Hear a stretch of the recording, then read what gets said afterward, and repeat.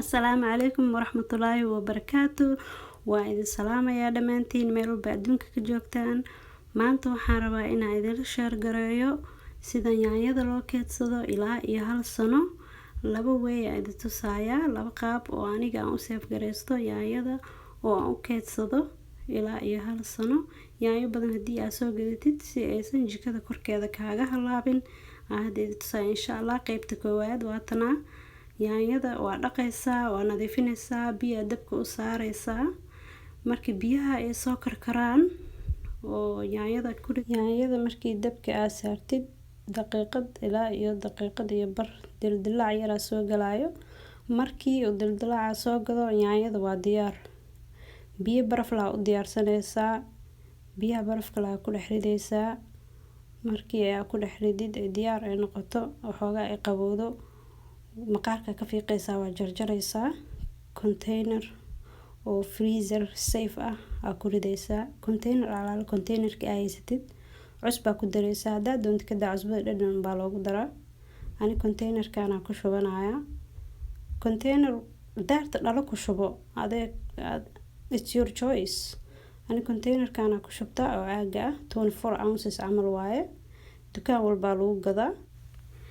Kadib waa daboolaysaa si fiican u daboolka aad u riix.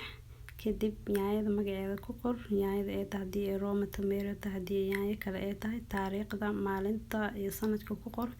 Freezerka geli baasta suugadeeda markaa samaysanaysid maraq kale markaa samaysanaysid diyaar meeshaas kugu jirto. Bismillah qaybta labaad waa tanaa. Qaybtan lama karinayo. Saan le afka looga jarayaa. Afka markaasaan uga jartid aan nadiifisid aad soo dhaqdid xataa in afka jarto ma u baahnid ma ku qasbanid in afka jarto haddii aad doonto waa ka jari kartaa haddii aad doontana waa u dayn kartaa dhib ma laha. Yaanyada haddii ay kugu badan tahay saana ku fiican oo ku hool yar adigoo karineynin oo ku gooyneynin oo waa xareynaysaa dhib ma lahaba.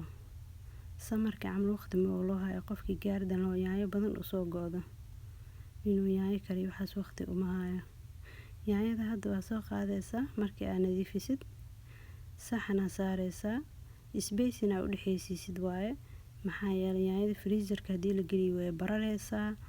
Marka kala dhaqdhaqaaji isbeys fiican si dhowr saacadood freezerka ha ku jirto. Markii ay zaid u adkaato dhagax camal markay ay noqoto saas bac ku shubaysaa aad diyaarinaysaa. Bac markaa ku shubtid oo diyaarisid yaanyada adiga bacda buuxa ka badinin haddii aad bacda buuxa ka badisid freezer bag yacni ma ku xirmayso. Yaanyadana waxaa laga yaabaa inay ku dhex gubato talaajada dhexdeeda eerka si fiican uga saar.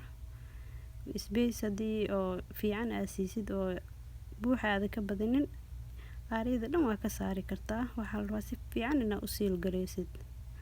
Waa kaasaa diyaar waaye yaanyadaada. Waxa alaala wixii doonto oo ku samaysan rabtid 2 xabo 3 xabo hal bac wixii aad doontid diyaar freezerka kugu jiraysaa ilaa 1 sano ma ka halaabayso insha Allah. Saan la yeel waa kaasaa maasha Allah diyaar waaye hadda.